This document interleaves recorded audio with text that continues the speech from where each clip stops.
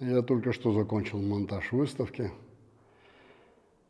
На этой выставке я представляю портреты наших амурских парней, которые каждый в свое время выполнял свой воинский долг по защите интересов нашего государства.